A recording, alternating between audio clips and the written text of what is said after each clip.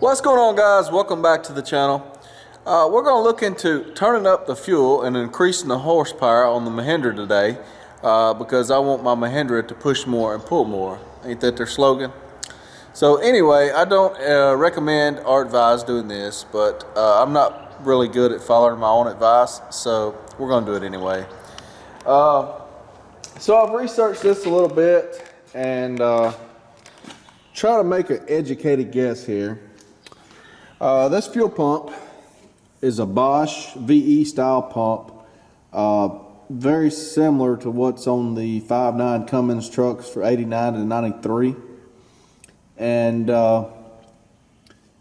they do that all the time on them. They turn the fuel up on them to increase the horsepower. If you turn it up too much, the pump can hang wide open and cause the engine to run away.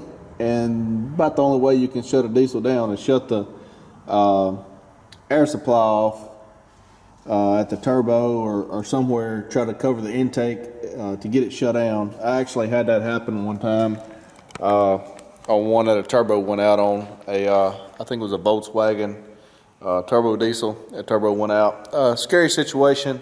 It had a rubber intake elbow, and I was able to grab the hose and squeeze it too and get it shut down, but it was too late. It had to have a motor after that. Anyway, so that's one thing. Don't get carried away on cranking on the screw.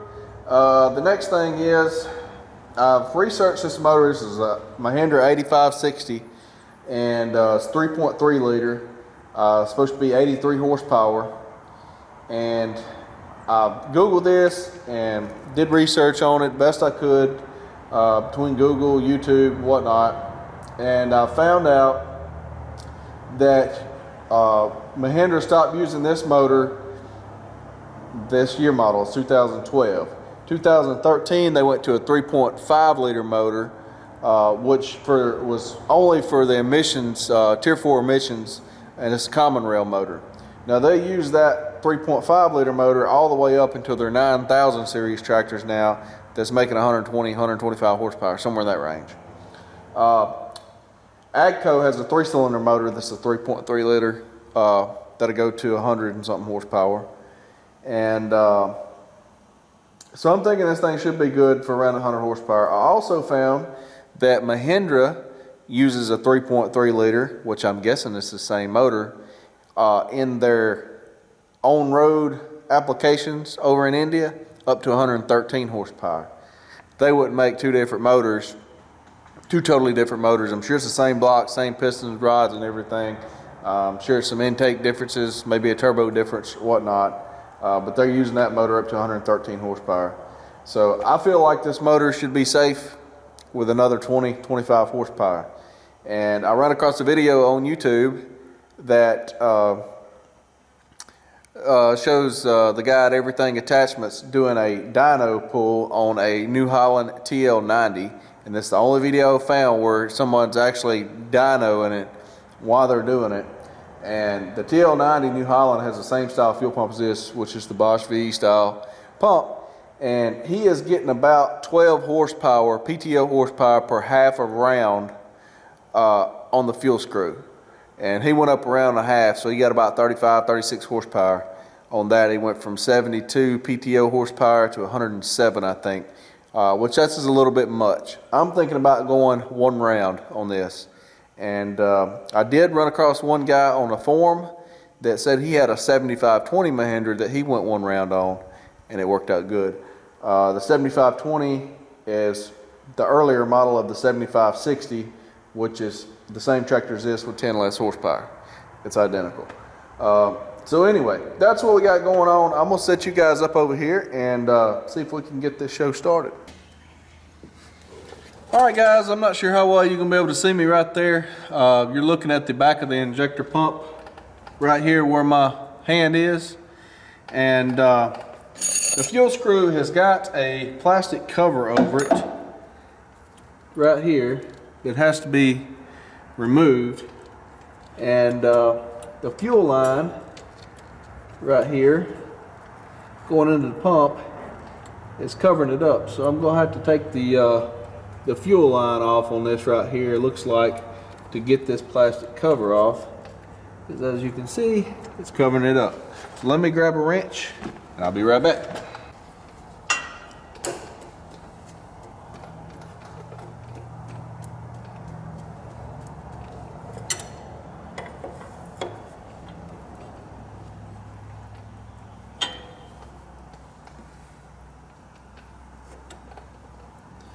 I like that may have twisted it out of the way just enough. I'm doing that right there to get it off. I'm coming through here with a pry bar here. Try to prise this thing off.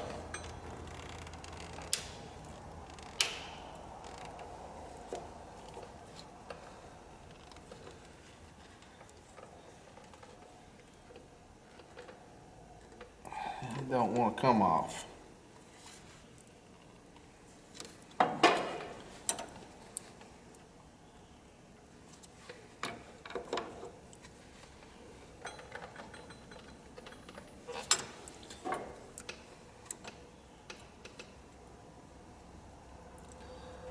May have to cut the thing down the seam or something there to get it off.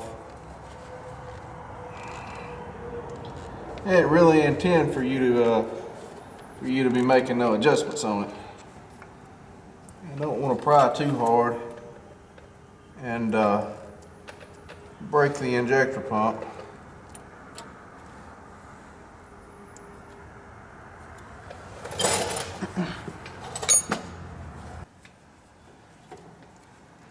Yeah, I'm probably just going to cut it out there. I don't want to keep prying on that pump like that and break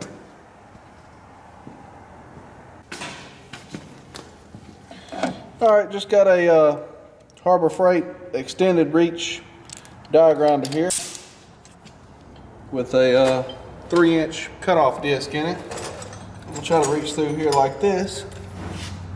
Hopefully you can see that. And try to just cut a slit in that.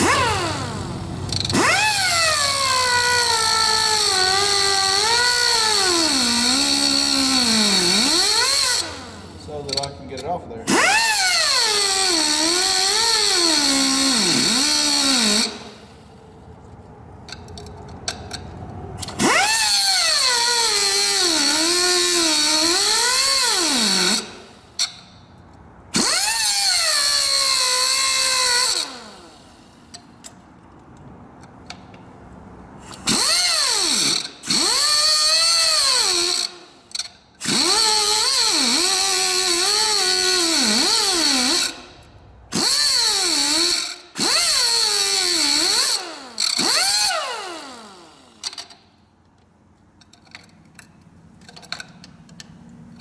Don't think I'm going to be able to get to that corner right here like I need to.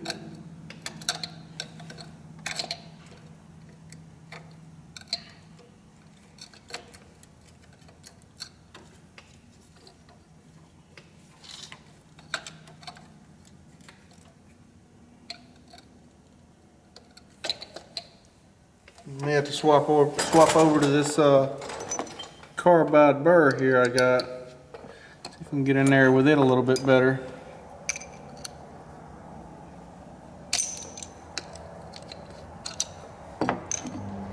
This is a carbide burr.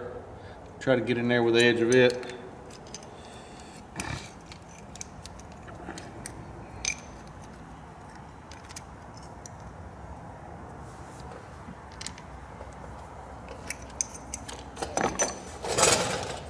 A little smaller diameter there.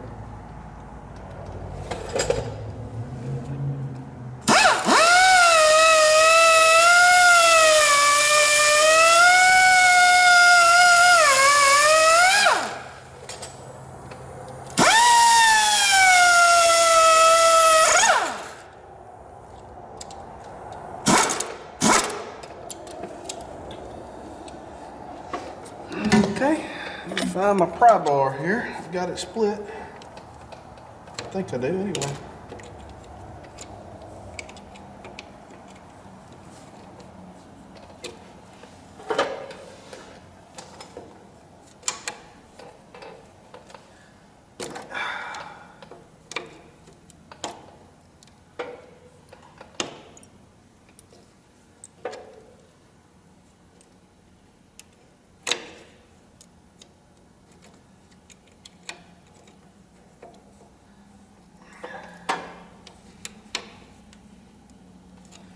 screwdriver over here.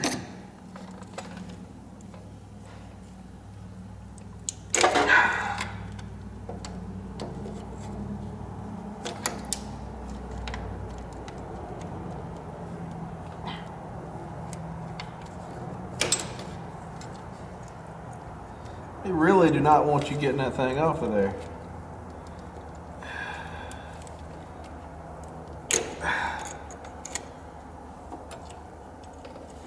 We got it off of there though.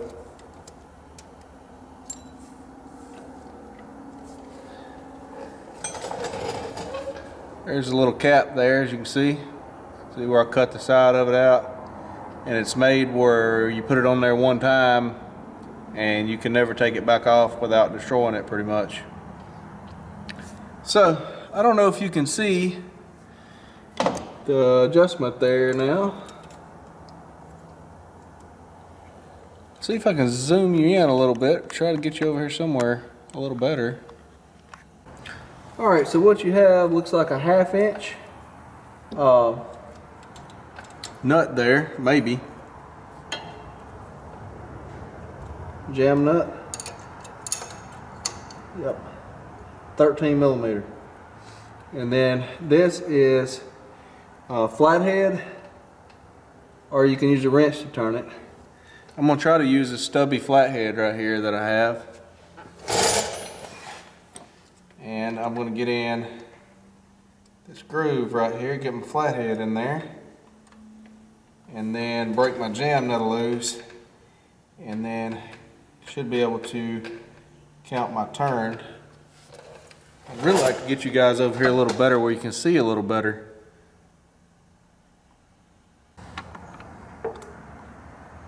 Alright guys, I think you can see a whole lot better now. I got some light on the subject. But you see this screw right here, I got my wrench on it. And you can see the flathead part right there, where it's at. So what I want to do is put my screwdriver in that slot, like that, and crack this jam nut loose, like that.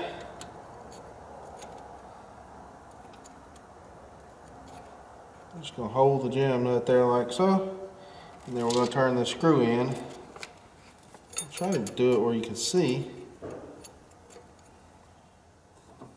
hopefully.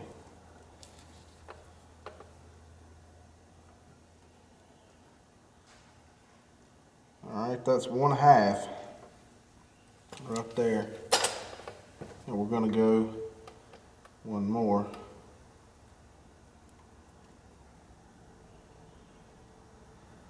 So about right there.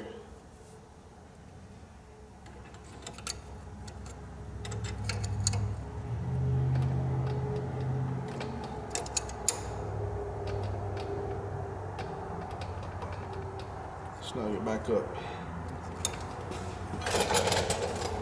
Alright, so that should be one round in. I'm going to snug this fuel line up right here again.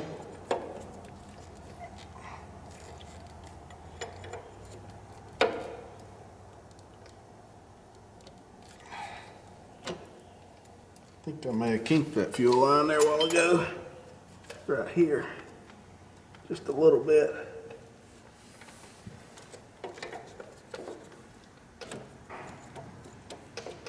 It should be, I don't know why it's doing that.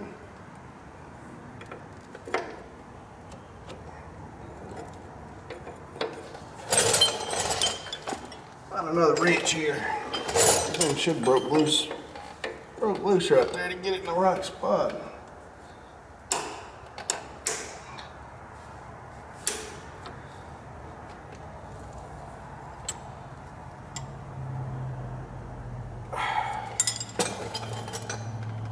There we go. I think that'll do the trick. Kind of got it over there where I want it. But that's one round in, as you can see right there.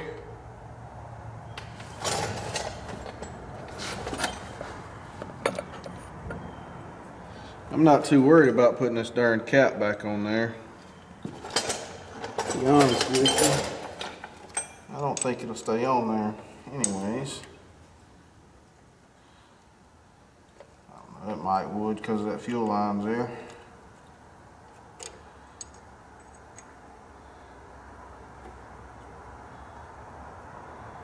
It may rub around on the fuel line though. They rub a hole in it or something. I don't know, I think it'll be alright with it off of there. Alright, so this is your maximum RPM limit, I guess, on this tractor. It's got a cap on it too. And you can see it got it limited, which I think that's going to increase by increasing that too. And your idle is on the back side back here. See my finger wiggling back there. You got to go in behind here, kind of on the other side of this screw over here. Not sure if you can see to get to it. So we may have to turn that down if it increased the idle too much. But I guess we'll see.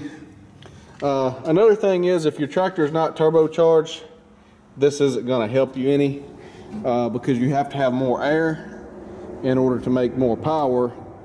And on a non-turbocharged engine, they've probably already got it set pretty much to where it should be, and you're probably not going to make any additional power. You'll probably just make smoke and create higher exhaust gas temps, which is not good. So anyway, we're going to start this thing up and let it warm up for a little bit and see how she sounds.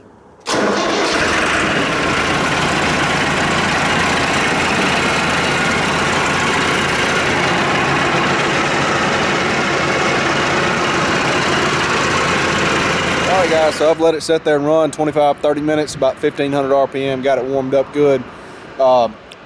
It seems wide open throttle is pretty much the exact same as it was as far as RPM goes, and the idle seems about 100 RPMs higher.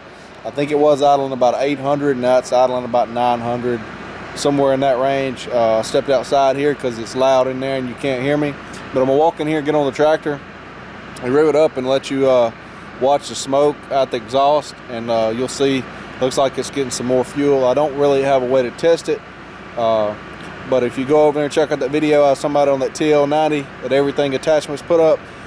You know, he's got it hooked to a dyno and he shows what the results are on that particular tractor. This one may be a little bit different, but it's the same style pump, approximately the same horsepower from the factory tractor, so it should be really close. So let's go in here and check it out.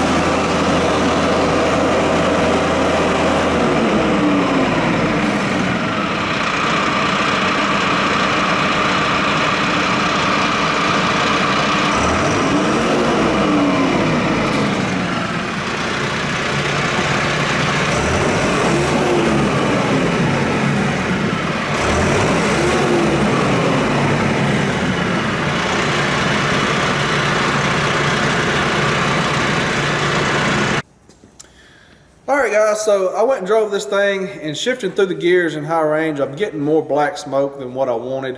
And I loaded it down with the brakes some, and I'm getting a little bit of a haze. Not bad, probably be okay. But I'm a little bit uncomfortable with it set that high because I did the math on it, and based off of the video that Everything Attachments did, he used a PTO dyno. His tractor dynoed, I think, 70, 72 PTO horsepower. With a half a round in on that screw, he was getting 85. And I think one whole round in, he was getting around 98 or somewhere in that range. Something like that, 95, 98. Maybe it's 96, I'm not even sure. Somewhere around there at the PTO, that's about 35% over. I'm not comfortable with it being quite that high with no gauges. Now, if I had a boost gauge and a pyrometer where I could see what my EGTs were, and I could load this thing down, hook us up behind it, or using the brakes and the high gear, PTO, dyno, whatever method that I could see where my exhaust gas temps and where my boost was, I would feel more comfortable. But since I don't have that, I've decided to back it back down to about 5/8 of a turn on my injection pump screw there, because like I say, he was getting 12, 13 horsepower on a half a turn, and 3/4 would be about 18 horsepower. So I'm thinking around 15-ish horsepower, based off about 5/8 of a turn, which would put me about 85 PTO horsepower, based off of an educated guess. That's really all I have to go off of, because I don't have anything to test it with. Keep that in mind. That's about 22%, somewhere right in the range. Manufacturer usually leave about 15 to 20% on the table for reliability reasons, and that's all I really have to go off of is an educated guess again.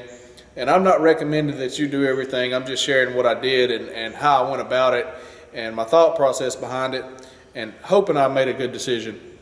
So if you decide to do this, do so at your own risk, and feel free to post a video and show us if you blew your tractor up or not, I suppose. But anyway, you have to keep in mind that I don't know what the exhaust gas temps are on this tractor, but let's just say for rough math that they're 1,000 degrees under load. All right, if we increase that 20%, if we increase our horsepower 20%, we're probably going to increase our exhaust gas temps 20% too.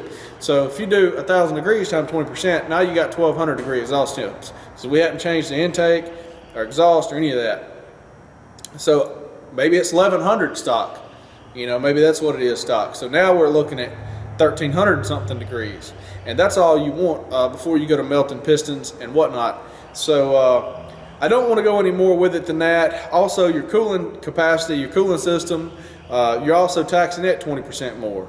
So that's just all things to be aware of if you're going to do this to any turbo diesel.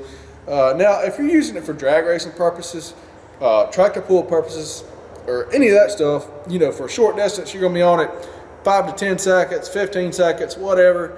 It's not going to matter. Some of those guys run the exhaust gas temps up 1,500, 1,800 degrees or better in those tractor pulls, but they're only going 300 foot.